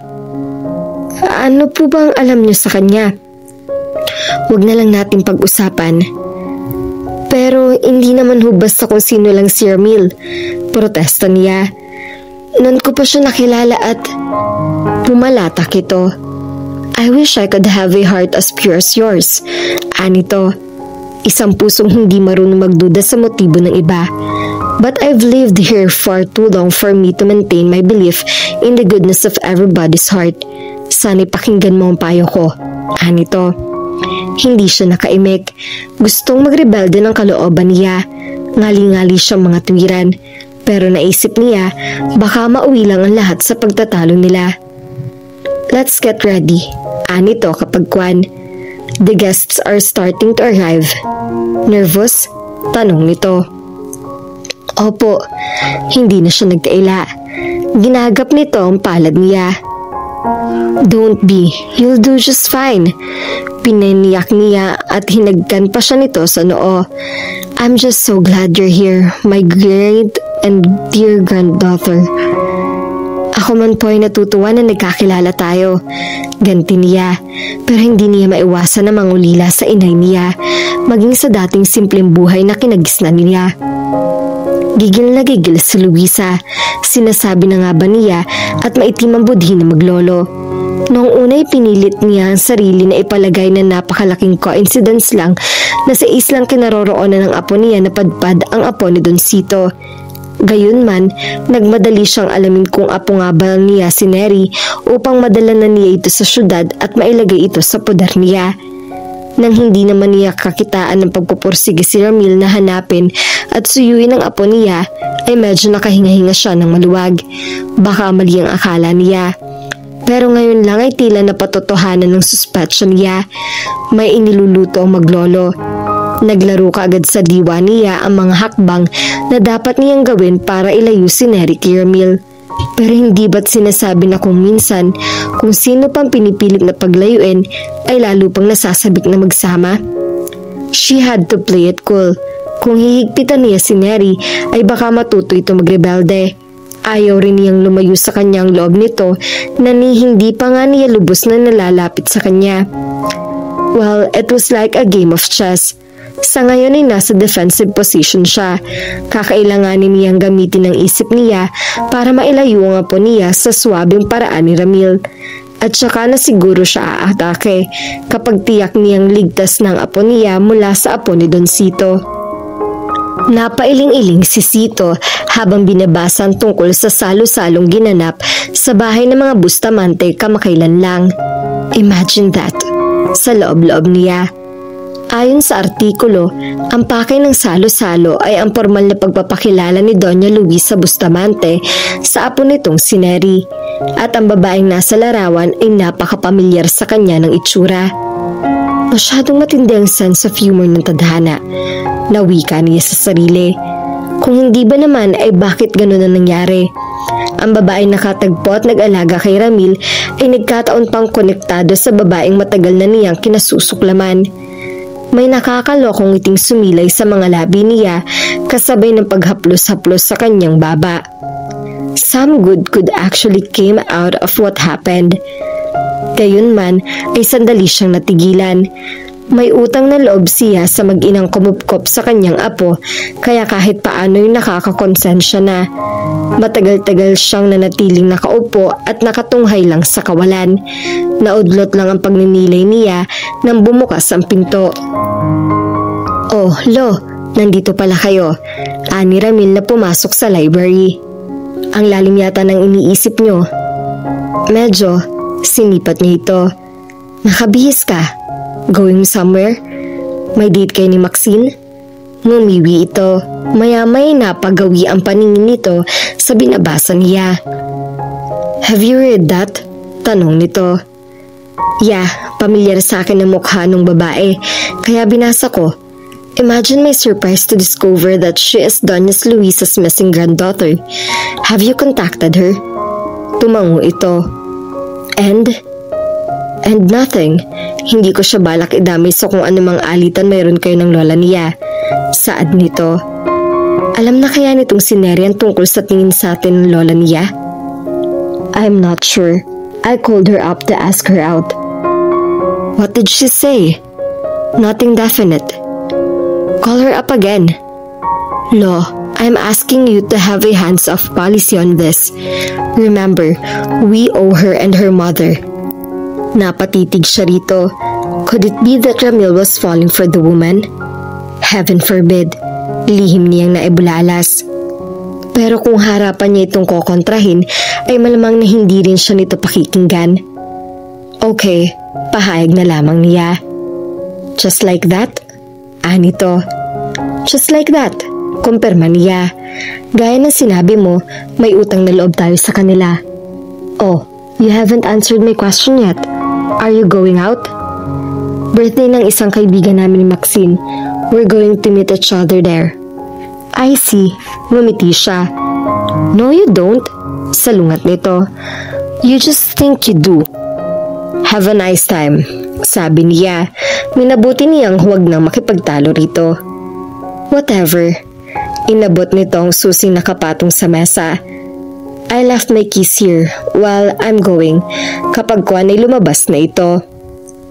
Nagpakawala ng malalim na hininga si Ramil. Kahit walang sabihin ang lolo niya, ay nahuhulaan niya kung anong gusto nitong mangyari. If the old man could have his way, he would want him to use Neri in whatever plans for revenge his grandfather might have in mind. Pero kahit naiinis siya kay Doña Luisa sa tila walang humpay na pakikipagtunggali nito sa kumpanya nila, hindi dapat makasali sa gusot si Neri. Ano bang kinalaman nito sa alitan? Kailan nga lang nito nalaman na apo ito ng katunggali ng lolo niya? He was so surprised when he found out about it, and he was so glad she was in the city. Sana'y pumayag itong makipagkita uli sa kanya. Sana'y huwag itong idawit ni Doña Luisa sa away nito at ng lolo niya. Dahil sa totoo lang ay sabik na siyang makita ang dalaga. Medyo nadismaya siya nang maalala ang lakad niya sa gabing iyon. Maxine was coming with him. Ito ang nagpumilit ng kabastusan namang tumanggi siya. Mabuti na lamang at doon na lang niya nagkikita. They won't really be going together in the real sense of the word. Pagdating pa lang niya sa pinagdarausan ng salo-salo ay sinalubong kaagad siya ni Maxine. I thought you'd never come. Anito at kumapit sa braso niya. Panay ang kwento nito. Hindi rin ito humihiwalay sa kanya. Pero sa gabing iyon ay hindi niya gaanong masabayan ang sinasabi nito. He was preoccupied with thoughts of Neri. And then I thought this alien would abduct me. His spaceship just swooped down from the sky. Saad nito. I see. Tumangutango siya. Hello, Earth to Ramil. You're listening to me. Kanina ka pang nakatulala. What gives? Nothing. Nothing, my ass. I invented this stupid story about being abducted by an alien and you just said, I see? I'm sorry, okay? Medyo may naiisip lang ako. Umamin na lang siya. Hindi medyo. Sobra-sobra. Ani Maxine. What is it? Oh, don't bother yourself with it. Hey, what are friends for? Maybe I could help. Gate nito. It's the woman who took care of me on the island. Kumunot ang noon nito. What about her? Get this. It turned out she's the granddaughter of Doña Luisa Bustamante. Really? Namilog ang mga mata nito. It's mind-boggling, right? You have the hots for her. Ano ka ba? Yes or no? No, maigting na sagot niya. The hots were not the right word to describe what he felt for Neri. Ang problema, ayaw sa kanya ni Lolo Sito. Is that it? Not really. There's no problem. Namamanghalang ako. Sabi niya. Oh, anito. In that case, let's dance. Inabot nito ang kamay niya at hinila siya papunta sa dance area. Matinding pagngingimi ang nadarama ni Neri habang papasok siya sa bulwagang pinagdarausan ng birthday party. Sa kahabaan ng panahon na malagi siya sa poder ng lola niya, ay nagkaroon na rin siya ng mga kakilala. Ang isa sa mga yon ay si Jeanette, ang nagaya sa kanyang pumunta sila sa party. Kaibigan daw nito ang may birthday. Tatanggi sana siya pero narinig ng lola niya ang pagyayaya ng kaibigan niya. You should go, udyok nito. Pero hindi ko naman po kilala yung may birthday. Katwiran niya. So what? Half of those who would be there are just like you. Pani Jeanette. Sige na, sama ka na. There would be a lot of hunks there and you should get to know some of them, right, La? Baling nito sa lola niya. That's right. Besides, it's a Saturday night. Young girls like you should be out of having fun. Sa dakong huli ay napilitan na lang siya. Pakiramdam niya ay kalabaw siyang dinala sa syudad. Alangan na alangan siya sa kinaroroonan niya. Kahit kasi sabihing apo siya ng isang donya ay hindi automatiko nangangahulugan niyon na bagay na kaagad siya sa mundong ginagalawan niya. Noon ngang ipinakilala siya ng lola niya sa lipunan ay para siya nanigas ng buong gabi. Halos kadarating pa lang nila ni Jeanette sa function room na pinagdarausan ng pagtitipon ng may nahagip kaagad ang paningin niya. Binalingan uli niya iyon. Ganun na lang ang pinaghalong gulat at panlulumo niya nang masigurong si Ramil nga nakita niya. Nasa dance area ito. May kasayaw itong isang babae na halos nakasampay na rito. Ilang sandali pa lang ang lumipas bago niya namukhaan ng babae. Iyon ang babaeng kasamang sumundo rito sa isla. Napabalikwa siya dahil doon ay nabangga niya ang isang waiter na may dala ng mga inumin. Nalaglag ang mga kopitang laman ng tray. Sorry. Natutuloy ang paghingi niya ng paumanhin. Pagkatapos ay tumalikod na siya. Hindi na niya hinanap si Jeanette na napahiwalay kaagad sa kanya. Ang gusto lang niyang gawin ay ang makaalis doon. Hindi siguro dapat na gano'n na mag-reaction niya sa nakita niya, pero ano bang magagawa niya kung para siyang dinuguan sa dibdib. Magta-taxi na lang siya sa halip na hanapin niya si Jeanette. Ite-text na lang niya ito para sabihin na una na siya rito. Narating na niya ang dulo ng pasilyo at paliko na siya nang may humawak sa braso niya. Ramil, napasinghap na sambit niya. Fancy meeting you here, nahangiting wika nito. Oh, nandito ka rin pala. Patay mali siyang sabi niya. Natanaw kita kanina. Akala ko nga namamalikmata lang ako. May pupuntahan ka ba? Bakit para nagmamadali ka? He reminded me of Cinderella rushing off at the stroke of midnight, pero wala pang hating gabi. Nito pagkatapos sumulyap sa relo nito. Hindi siya makahagilap ng sasabihin. Are you going anywhere? Baka pwedeng mag-coffee tayo or something. Yaya nito. Paano yung kasama mo? Muntik nang umarko isang kilay niya na maglaro sa imahinasyon niya ang tagpong nakita niya kanina. Oh, we didn't come together.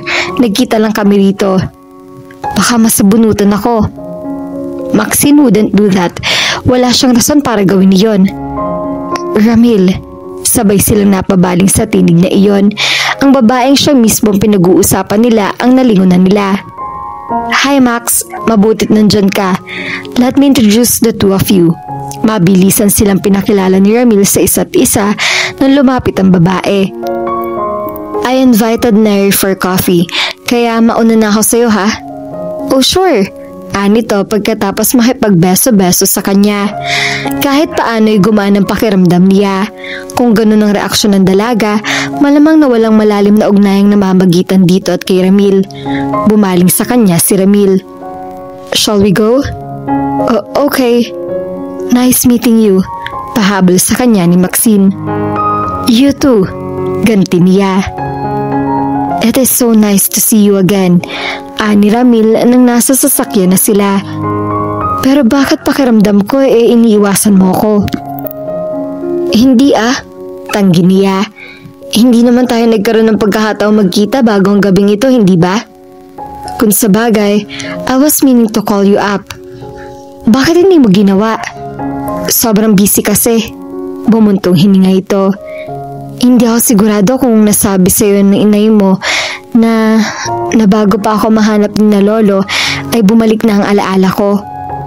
Nasabi nga niya, mahinang saad niya. I'm sorry, wika nito. Inilihim ko yun sa'yo.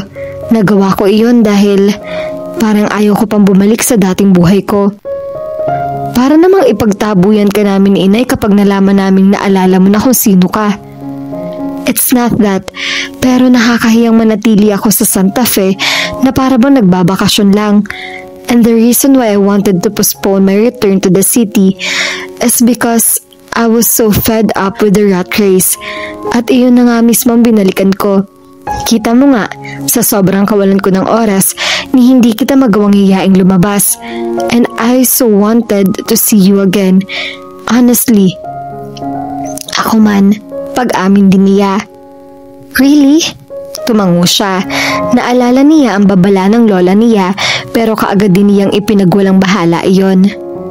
I'm glad, saad nito. Natahimik sila na magtama ang mga mata nila. Bigla ay tila nagkargahan ng elektrisidad ng hangin sa loob ng sasakyan. Ramdam niyang matinding pangungulila kay Ramil. Ganun na lamang ang pagnanais niyang yakapin ito, pero nakakaalang ang gawin iyon. Si Ramil ang una nagbawi ng tingin. We better get going, nito, saka binuhay na ang makina ng sasakyan. Ramil had a nice time. Hayun nga't kahit isang oras na yata siya nakauwi at nakahiga sa kama niya ay hindi pa rin mapalis-palis ang ngiti sa mga labi niya. Natutuwa siya sa itinakbo ng gabing iyon. He and Neri had reconnected. Only one thing was stopping him from acting on that attraction right there and then. Iyon ang pag-aalala sa komplikasyong posibleng likhain na magiging ugnayan nila sa alitan ng mga nakatatanda sa kanila. Wala siyang intensyong hayaang maging hadlang iyon sa kanila, pero dapat din sigurong may diskarte ang magiging hakbang niya. Hindi rin kasi niya malaman ang magiging reaksyon ng lolo niya kung sakali. And then Neri's grandmother was another person to consider. Ayaw rin niya magkaroon ng komplikasyon ng buhay ng dalaga nang dahil sa kanya. Because of that, he needed to be extra careful. Siguro nga'y iba na ang kalakaran sa syudad. Mas mabilis ang pangyayari doon at wala na masyadong paligoy-ligoy pa. Iyon ang nawari ni Neri nang matapos ang ilang beses na pagkikita nila ni Ramil ay abutin nito ang kamay niya at pagkatapos hagkan iyon ay isang singsing ang isinuot nito roon. Nasa isang yate sila. Ano to? Hinila niya ang kamay niya at saka sinipat ang singsing. At para saan? Hindi ko birthday at hindi Pasko. Mukha namang engagement ring ang iyon. Asul na maliliit na batoy na iyon na may kahalong brilyantos. Hindi siya marunong kumilatis ng metal pero parang gawa sa platinum na singsing. Malabo rin maging engagement ring iyon dahil hindi pa naman niya sinasagot ito. Ni hindi nga ito formal na nanliligaw sa kanya. Lumalabas sila, oo. Tumatawag din ito at nagte-text ang madalas sa kanya pero wala itong sinasabi tungkol sa pag-ibig. Kaya nakapagtatakang basta na lang siya nito binibigyan ng singsing. Token, simpleng sagot nito. Token ng ano? Napapakunot noong tanong niya. Of my gratitude and of what I feel for you. Bigla ay naging parang dagang hinabol ng pusa ang pagsasal ng dibdib niya. Ano? Ang kamay niyang hindi pa nito binibitawan ay dinala nito sa dibdib nito. Yung sinasabi nito, idinaiti nito ang palad niya sa dibdib nito. Puro kabiro. Tinangka niyang bawiin ang kamay niya pero hindi nito binitawan iyon. Hindi ako nagbibiro. Here's the thing. I really care about you. Pahayag nito. Pero ni wala kang binabanggit na gusto mo ako. Binabanggit ko na ngayon, hindi ba? Ang ibig mong sabihin noon. Action speaks louder than words, hindi ba? Wala rin naman ako nakitang indikasyon na nanliligaw ka. Ano ba ang palagay mo sa madalas sa pagkikita natin? Sa mga pagtawag ko? Akala ko friendly ka lang. Pagpapakyaman niya na na-realize niyang masarap palang gawin. No, it's not friendship I want from you. Saad nito na may kakaibat na pagkislap ng mga mata. May pag-asa ba ako? Ang baduy mo? Kantsaw niya. Baduy na akong baduy, pero may pag-asa nga ba ako? Ewan. Ang ewan daw katulad na rin ng oong inaasam ko. Iyon ang sabi ng Apo Hike ni Society at ni Sharon Cuneta. Natawa siya. Tila tuluyan ang natunaw ang puso niya.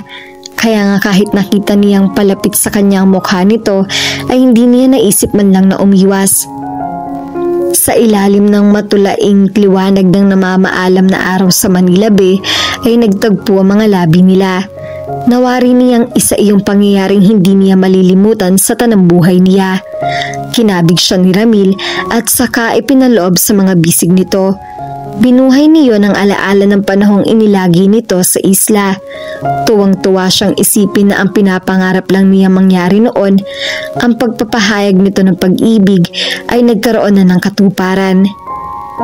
Do you mind if we keep our relationship a secret for a while?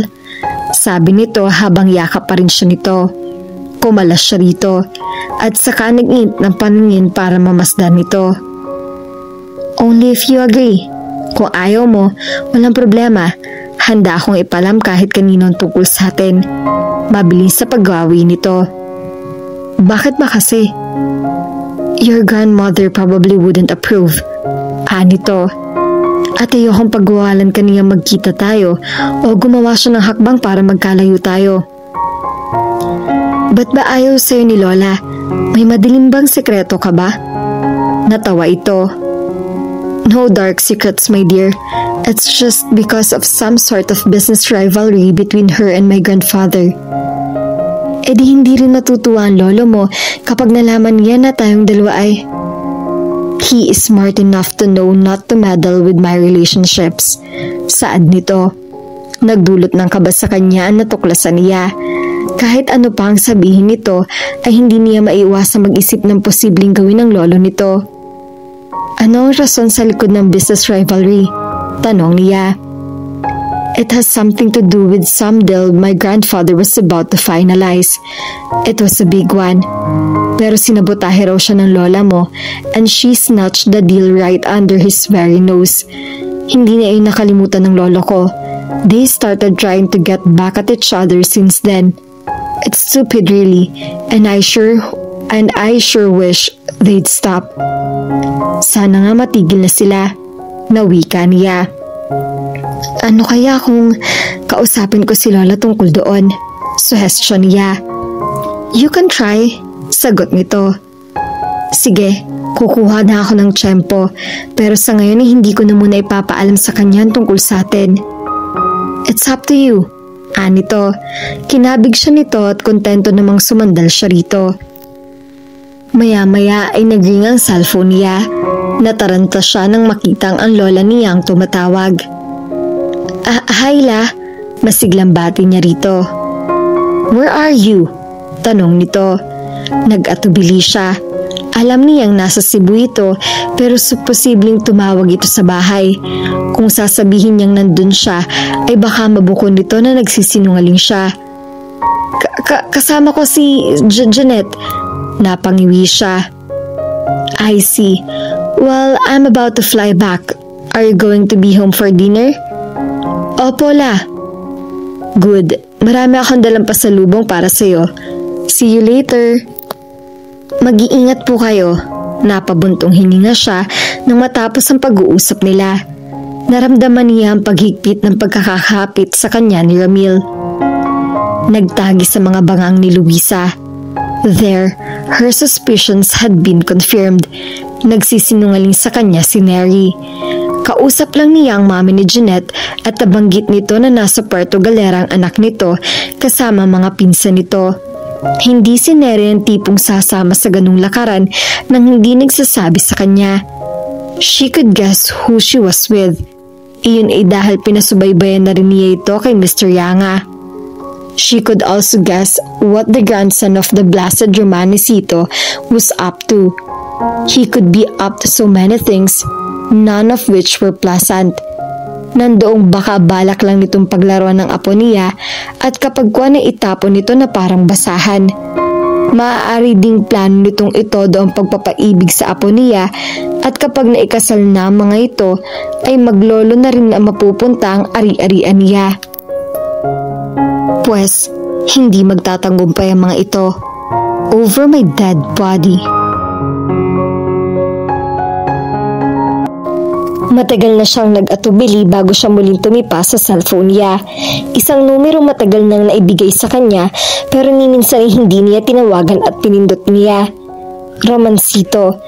Napakalamig ng tinig niya. Luisa? Bukas ang pagkamangha sa tinig nito. What a pleasant sir. Liars go to hell, Romancito. Pambabara niya rito. This call is not pleasant for both of us and we know it. Pasensya ka na. Akala ko lang ay pinalambot na ng matigas mong puso ng paglipas ng panahon. Anito. And that after you tried to take away another deal from me. Isa lang ang pakay ko sa pagtawag na to, Sito.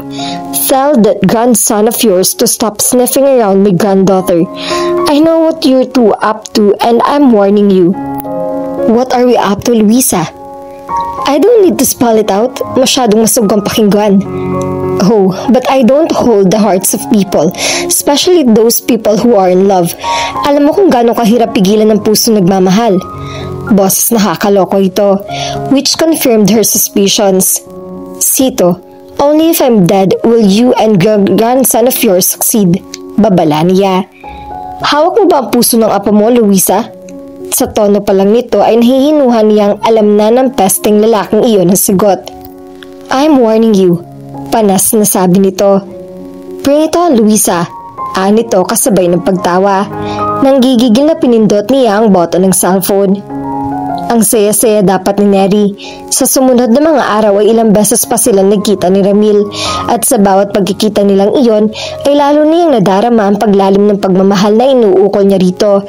Ang tanging ulap sa maaliwalas na sanang kalangitan ay ang reaksyon ng lola niya.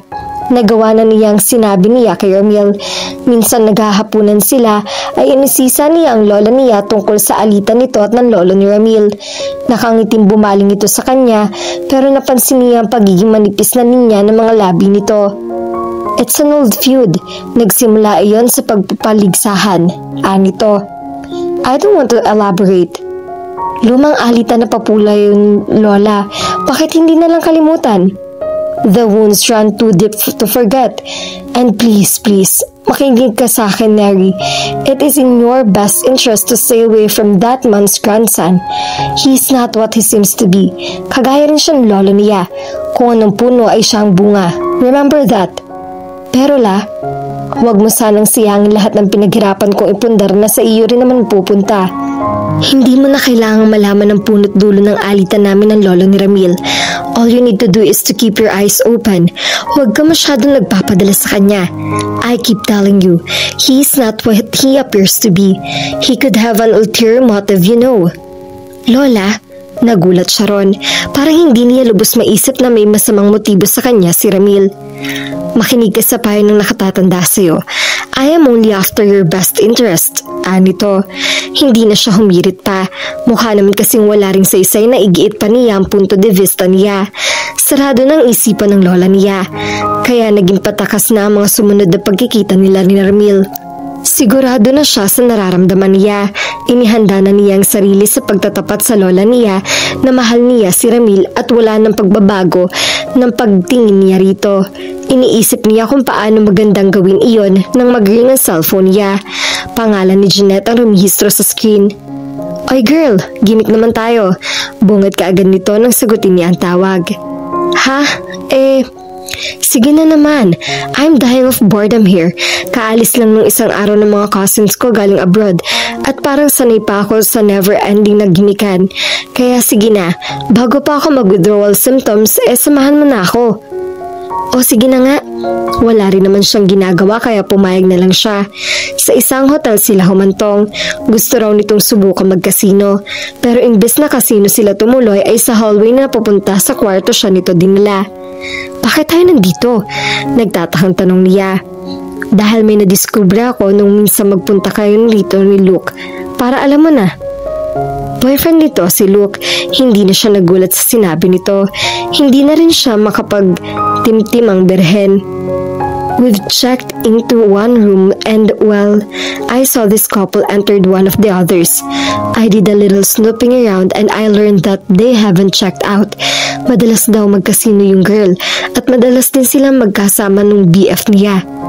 Oh, ano naman kinalaman ko sa... Bigla siya nitong itinulak patungo sa dulo ng pasilyo. There they are now, sabi nito. Sinundan niya ang tinitingnan nito at sa iglap ay para siyang pinagsakluban ng langit at lupa dahil ang nakita niya ay walang iba kundi si Ramil at Maxine. Nakapaikot ang braso ng dalaga kay Ramil habang naglalakad sa pasilyo ang mga ito. Relax ka lang, hindi sapat na ebidensya yan na may ginagawang kasalanan si Ramil. Pilit niyang pinakalma ang nitinang niyang kalooban. Napag-usapan na rin nila ni Ramil ang tungkol kay Maxine. May casual na unawaan daw mga ito noon, pero kung ano mang relasyon iyon ay tinapos na nito yun. Sinabi raw nito kay Maxine ang tungkol sa nadarama nito para sa kanya and she believed him. Wala naman kasi siyang makitang dahilan para pagdudahan nito. Until now, sa tapat ng sa pintong nakahiler sa pasilyo huminto ang dalawa. Pero bago pa pumasok ang mga ito sa kwarto, ay kinabig ni Maxine si Ramil. Kapag kuwan ay buong alam nitong hinalikan ng mga labi ng binata. Hindi mailarawan ni Neri ang tindi ng sakit na nanood sa kalooban niya. Sa tingin niya ay hindi naman pumapalag si Ramil. Parang ang enjoy na enjoy pa ito sa ginagawa ng kasama nito. Neri, may bakas ng awa sa tinig ni Jeanette. Gusto ko lamang namang malaman mo na. Oo, mabuti nga't nalaman ko. Salamat. Anya, I think there's no sense in staying here any longer. Anito, tayo na. Iginiya na siya nito papunta sa elevator. Habang naglalakad siya ay panay ang pahid niya sa mga luhang panay ang balong sa mga mata niya. Nasa bahay na siya nang tawagan niya si Ramil. Ni hindi siya nag-atubili. Kaagad niyang nireject ang tawag nito. Kapag kuwan ay in-off na niya ang cellphone niya. Paraot parito siya sa kwarto niya. Kung paano niya dadalhin na matinding sama ng loob ay hindi niya mawari. Hanggang sa may marating siyang kapasyahan. "How did it go?" tanong ni Luisa sa kausap niya sa cellphone. "Kasing flawless ko, Lola," sagot ni Jeanette. "But you know, I felt bad for Neri. She was obviously heartbroken. Better now than later. Anyway, thanks for your cooperation. There's a nice gift waiting for you in return for your efforts." "Really, La? Well, I know you'd be generous." Mukhang tuwang-tuwa ito. Napangiti siya. Kabisado niya si Jeanette. Marami itong luho sa katawan at para masunod ang mga iyon ay madali itong kumbising makipag-cooperate sa kanya. Kahit kasi may kaya ang pamilya nito ay ayaw ng mommy nito na pagbigyan ng lahat ng luho nito. So that one time, she decided to take advantage of the situation. Hindi niya ikinatuwa ang ginawa niya pero kailangan iyon. Sometimes the end just justify the means. May isa pa siyang dapat pasalamatan para sa kooperasyon nito, pero hindi siya nagmamadali.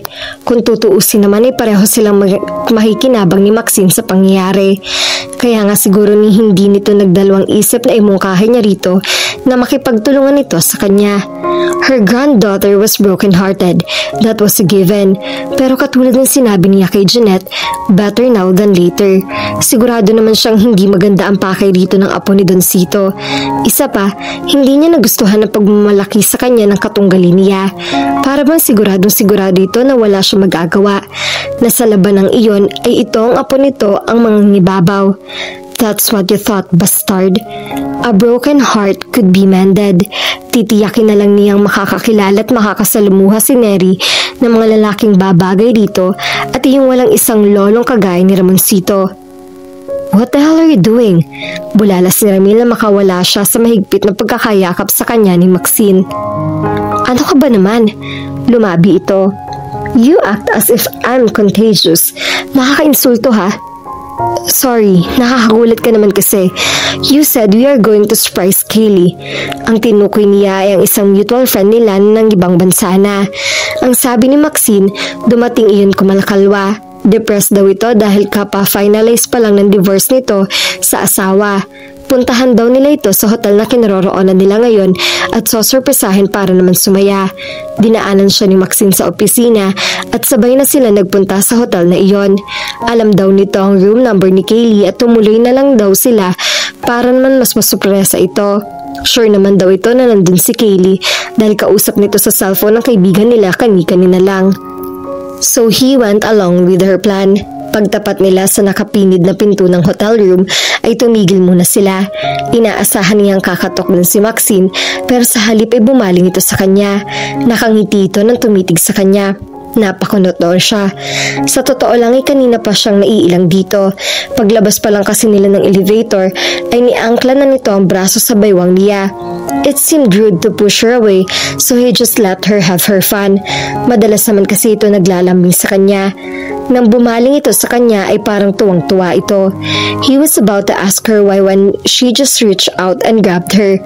Kapag kuha na hinalikan siya nito, nakadiin sa kanyang katawan nito at nakapasadlak sa pinto kaya hindi siya gaano makapalag.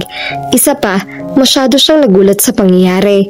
When he started struggling, she moved right along with him. It took him a while before he could grasp her arms and tears them away from him. "What's this all about, Max?" Pasumbat na tanong niya. Bigla itong magulhol ng iyak. "This is about me being madly in love with you. You oaf," sisigok-sigok na sabi nito. "Pero ang manhid-manhid mo. Hindi niya malaman ang gagawin. He had already made it clear to her that he was no longer interested in pursuing whatever relationship they used to have. Kahit naman kasi nung hindi pa siya inisasarado ang pinto sa posibilidad na maging sila, ay kaibigan na niya ito.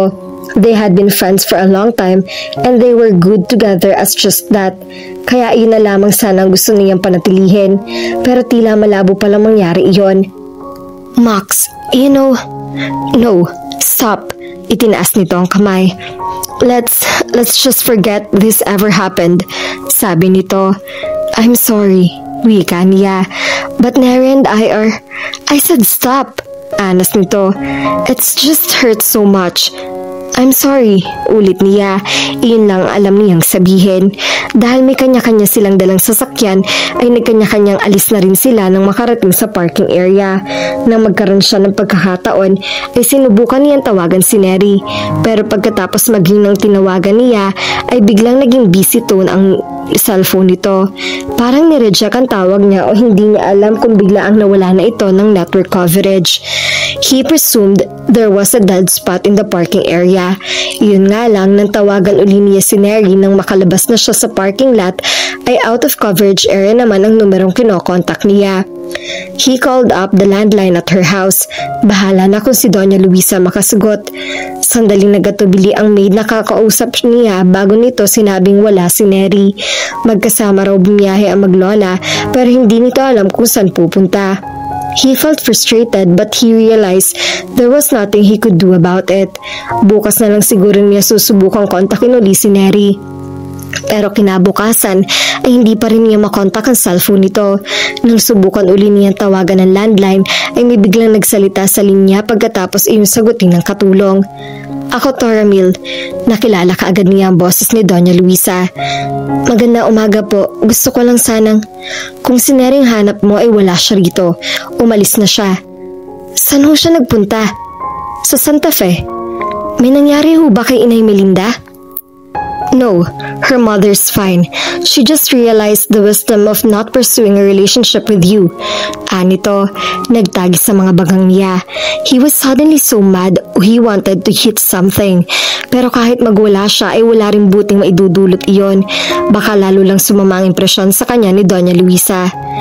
Okay, thanks for the info, sabi niya. Madali lang makapunta sa isla. Tutuloy na siya sa kwarto niya para magbihis nang tawagin siya ng katulong. Sir, si Don Cito. Nanggaling iyon sa gawin ng library. Tumakbo kaagad siya patungo roon. Pagbukas niya ng pinto ay nakita niyang nakalugmok sa desk nito ang lolo niya. Tawagin mo ang driver, dali! Utos niya sa katulong. Nakatulala na naman sa karagatan si Neri. Pagkatapos na natuklasan niya tungkol kay Ramil ay kailangan niyang masusulingan. Ang isla ang akmang lugar para doon. Bago siya umalis ay gumawa siya ng sulat para kay Ramil. Inihabilin niya iyon sa lola niya. Naalala pa niya naging pag-uusap nila ng kanyang lola. You're leaving? Halatang nagulat ito. Tumango siya. This is just a vacation, right? Anito. You're planning to come back here? Ewan ko ho. Baka hindi. Noon pa man ay mas gusto ko sa Santa Fe manatili. Pagtatapat niya. But that's ridiculous. Anong gagawin mo ron? Marami ho akong pwedeng gawin doon. Saglit siya nitong tinitigan para nag-iisip na akmang gagawin. Okay, have it your way. Alam mo namang nandito lang ako. Noon niya iniabot dito ang isang sulat. Kung sakali lang hong hanapin ako ni Ramil, saad niya. Is that why you're leaving? Bulalas nito. Did that jerk hurt you in any way? If he did, hindi po. Minabuti niyang magsinungaling na lang. Naisip ko lang na hindi naman na nga siguro magandang ituloy ang pagkakaibigan sa kanya. I'm glad you came to that decision. Nito. Pero mas maganda sana kung hindi ka nalang aalis. Kailangan po, giit niya. Masisiraan siya ng bait kung mananatili siya sa syudad. Ayokong sundan pa niya ako kaya kung sakali mang maghanap siya ay pakibigay na lang ng sulat sa kanya. Okay, pagpayag nito. Nahuhulaan niya ang nasa sa loob nito. Malamang na umaasa ito na pagkalipas ng sapat na panahon ay babalik siya sa syudad, pero natitiyak niya kung mangyayari man iyon ay mahabang panahon siguro ang kakailanganing lumipas. Sa ngayon ay sawang-sawa at sukang-suka siya sa magulong buhay sa kabihasnan. Kinaumagahan din bumalik na siya ng Santa Fe. Mahigit 2 linggo na siya roon at sa loob ng panahong iyon ay walang araw na dumaan na hindi niya naaalala si Ramil.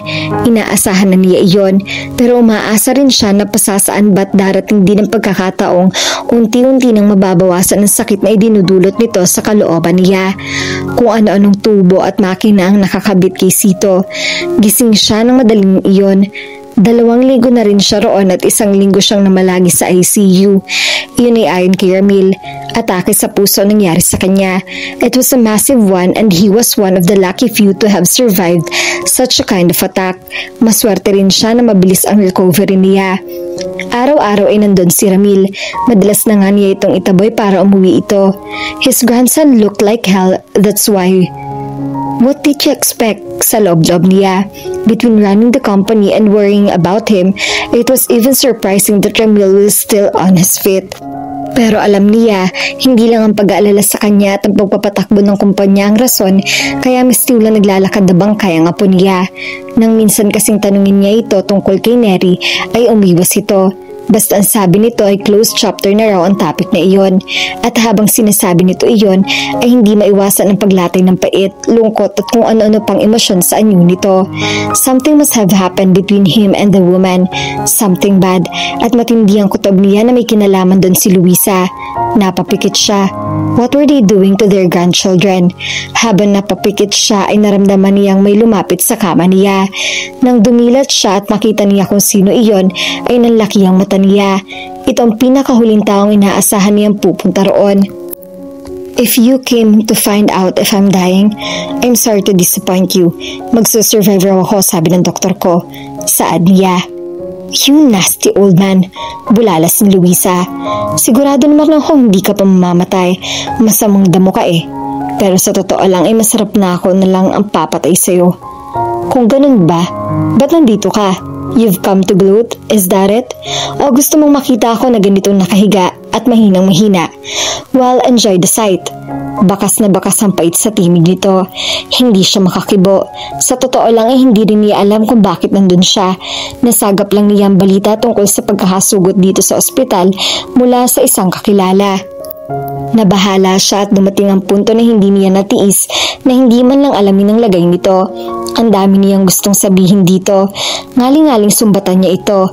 Seeing him after all those years brought back painful memories. Pero hindi yun ang ipinunta niya roon kaya nilunok na lang niya ang napakalaklang salitang lumalalpas sa bibig niya. At habang nakatingin siya rito ay isang realisasyon ang naging mas malinaw sa kanyang kalooban.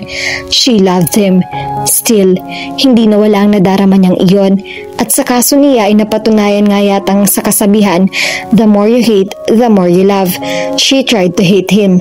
She wanted herself to believe that she hated him. Pero maskara lang pala ang pot na sinasabi niyang nadarama niya rito. Tarantado ka, Ramoncito. Anas niya rito. Kapag kuwan ay napapikit siya. The surge of emotion was too great for her.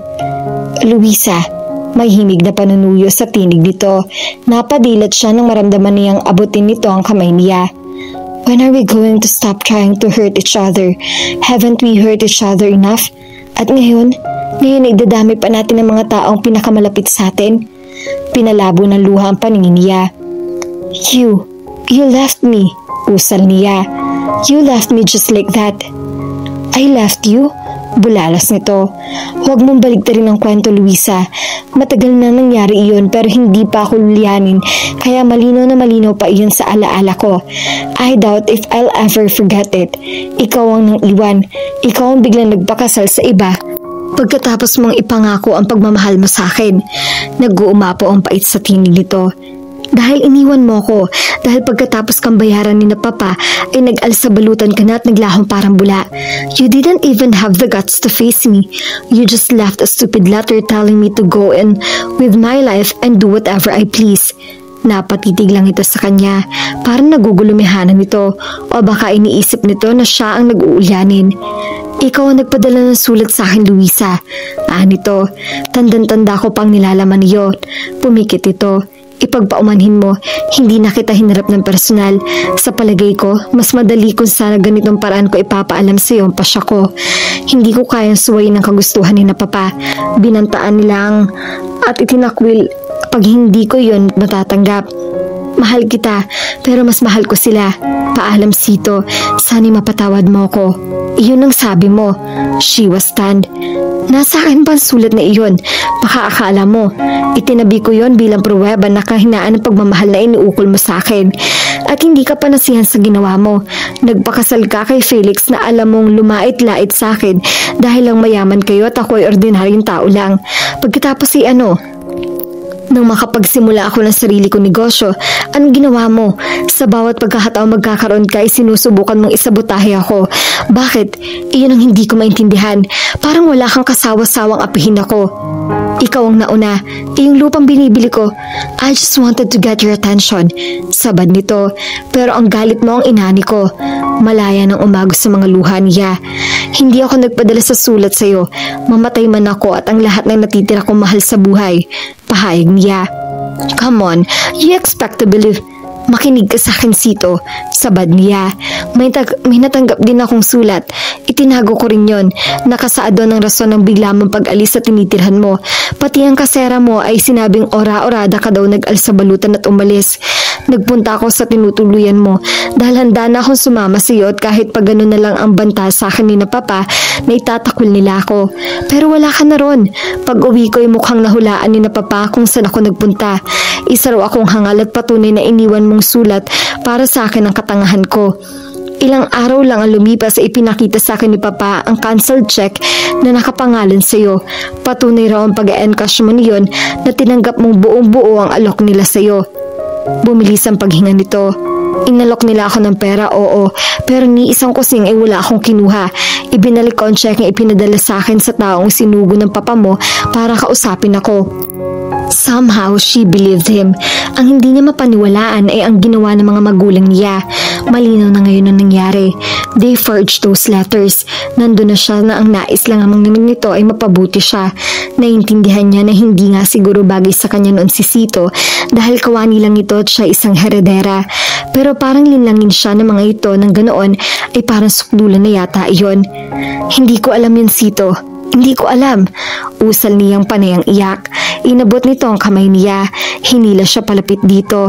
At nang kaya na siya nitong abutin ay pinalis ng daliri nito ang mga luhang dumadaloy sa pisngi niya. Tahana, Luisa. Alam mong hindi ko kayang tiisin na makita kang umiiyak. Anito. Napangiti siya sa kabila ng kanyang pagluha. Noon may tinig na dumagundong mula sa likuran nila. What are you doing here? Si Ramil na balingan niya. Ang dilim-dilim ng anyo nito. Stay away from my grandfather. Utos nito. Relax, Ramil. Ani Sito rito. We're just getting to the good part. Natigilan si Ramil. I'll fill you in later. Sabi dito ng lolo nito.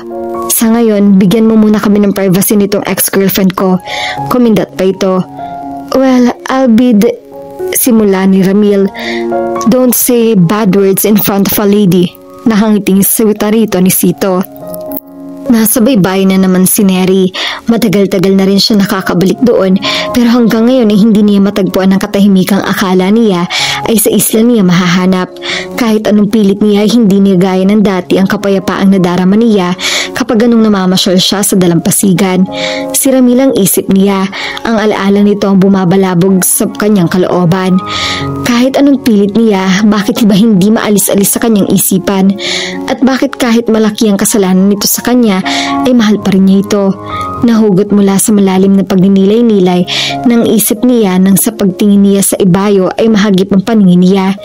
Malayo-layo pa iyon pero nahinuha na niya ang isang helicopter ang figurang iyon. Bumilis ang sasal ng dibdib niya. Bihirang-bihirang may mapagawing ganon sa isla. Hindi kaya sa wakas ay sinundan na siya ni Ramil. Pero kaagad din niyang pinatay ang nabuhay niyang pag-asa. Ilang ulit na siyang nag-ilusyon na darating ito pero natiling ilusyon lang iyon. Ayaw na niyang umasa at mabigo.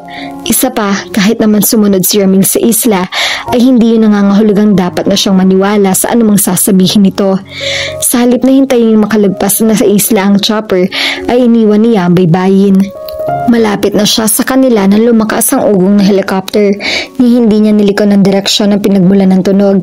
Nangungulila siya kay Ramil, oo, ngunit natatakot din siyang mapaniwala nito sa kasinungalingan. Hindi niya maaaring pagkatiwalaan ng sarili. Batid niyang sa nararamdaman niya ng mga sandaling iyon ay dali siyang manloloko ni Ramil. Tumakbo siya ng mabilis hanggang sa sapitin niya ang hile-hilerang puno ng niyog na malayo sa nilapagan ng chopper. Maya-may nakahinga na siya ng maluwag. Wala siya na ulinigang kakaiba sa ililim ng mga punong niyog. Baka nagkamali lang siya ng akala. Baka hindi helicopter na tatanaw at naririnig niya. O kaya hindi ang islang destinasyon niyon. Nagpalipas pa siya ng ilang minuto bago siya bumalik sa bahay nila. Mabigat ang kalooban niya. Oo na, inaamin na niyang umaasa siya na dumating si Ramil. Pero gaya ng dati nabigo siya. Napaangat ang ulo niya at parang umikot ang paningin niya nang sa pagpasok niya sa bakuran nila ay hindi lang si Ramil ang tumambad sa kanya kundi maging ang Lola Luisa niya. Ang lolo niya ang unang nakakita sa kanya. "Neri," sinalubong siya nito ng yakap. "You don't look well. May sakit ka ba?" Anito pagkatapos lumayo. Nang kaunti na pagbasdan siya. "Wala po." Parang sasabog ang utak niya sa sobrang pag-iisip. Hindi ko maintindihan. "May mahalaga kaming sadya sa'yo ni Ramil. Dapat isasama rin ng lolo niya pero inatake sa puso kailan lang at nagpapalakas pa siya." "Ho?" Napatingin kaagad siya kay Ramil. Tiyak niyang masyado ito nag-aalala sa nangyari sa lolo nito. "Kumusta na siya?" "Ligtas na at masayang masaya," sabi nito. "Masaya?" Lalo siya naguluhan. "Malilinawan mo rin ang lahat." Nakangating wika ng lola niya. Bumaling ito sa inay niya. "Melinda, kung mararapatin mo, bigyan natin ng pagkakataong mag-usap ang dalawa. Tayo rin ni mag-usap. Marami akong atraso sa iyo at hindi ko pa lubos na nasisimula ng paghingi ng tawad sa iyo." Tumingin sa kanya ang inay niya. Sige, anito. Kung nasan man si Luis, asam ko na matatahimik na siya." Narinig niyang wika ng lola niya habang palayo ang dalawa. "Neri." Sa pagbaling niya kay Ramil ay natuklasan niyang ilang pulgada na lang ang layo nito sa kanya. Bigla siyang pinuno ng pagnanais na yakapin ito. Para bang napakatagal ng panahon ang lumipas mula na magkita sila kaya miss na miss niya ito. Pero pilit niyang ipinaalala sa sarili ang dahilan kung bakit siya umalis ng syudad. Hindi na siya palibaligoy pa. "Kumusta na kayo ni Maxine? Alam ko kung ano nakita mo sa hotel." Sabi ni Ramil. "Ang hindi mo alam ay kung bakit nangyari iyon. Makinig kang mabuti at sasabihin ko. At pagkatapos kung gusto mo ng kumpirmasyon ay nandyan si Lola Luisa para patotohanan mga sasabihin ko." At nagsimula na ito magsalaysay. Habang nagkakwento ito ay patindi ng patindi ang kanyang pagkamangha.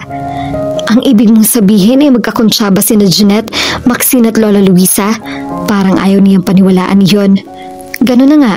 Lahat sila ay may motibo sa ginawa nila. Maxine was hoping I'd turn to her if you were out of the way. Si Jeanette ay gusto ng pabuya sa lola niya at gustong masira ang pagtitingin na natin.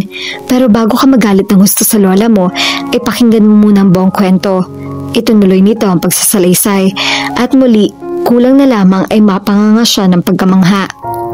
"Dating kasintahan ng lola mo, ang lolo ko?" Nausal niya. "That's right." At pagkatapos ng masalimuot na pangyayari sa buhay niya, ay balak nilang ituloy ang nanaantala nilang pagmamahalan. Sa sandaling lumakas si Lolo, ay balak na nilang magpakasal. Noon na siya tuluyang napanganga. "Amazing, isn't it?" Wika ni Ramil. "I couldn't believe it myself. But on to more important things." Lalo itong lumapit sa kanya. "In tungkol sa atin." Tumingin siya rito at nakita niya sa mga mata nito ang ningning na nagpapahiwatig na malalim ng damdamin. "I wanted to rush after you when I found out you left. Pero nung ding araw na iyon ay natake si Lolo." Paliwanag nito. "Oh Ramil, may ideya siya kung gaano kahirap ang mga pangyayari para dito. Lalo na kung ganung wala pa itong kasalanan. Kapag niniyakap na lang niya ito, wala na siyang alam sabihin. Nag-uumapaw ng pagmamahal na nadarama niya para dito. Ibig sabihin ba nito pinapatawad mo na ako at tinatanggap sa buhay mo?" Tanong nito. Buong buo at walang pag-aalinlangan. Sagot niya. "I thought I'd lost you forever. Kung nangyari yun hindi ko alam kung paano itutuloy ang buhay ko. It would be so hard, almost impossible even to have a happy life without you." Usal nito. Parang matutunaw ang puso niya sa narinig niya iyon. "That's why I want to ask you this. Pagkatapos ng kasal ni na Lolo ay pwede bang tayo naman kaagad na sumunod sa kanila?" "Kasal? Tayo? Ayaw mo ba?" Ang mapakailing-iling habang buhay si Ramil ay siya na yatang pinakamimiting pangarap niya. "Pero saan tayo titira?" Naalala niyang usisain. "Kahit saan mo gusto. Pwede tayo magpabalik-balik sa syudad at dito sa Santa Fe. Maliit na mundo ngayon, Neri." Sabi nito. Naalala niya sinabi ng inay niya noon, kapag mahal daw niya ang kasama niya, kahit saan ay nanaisin niyang tumira.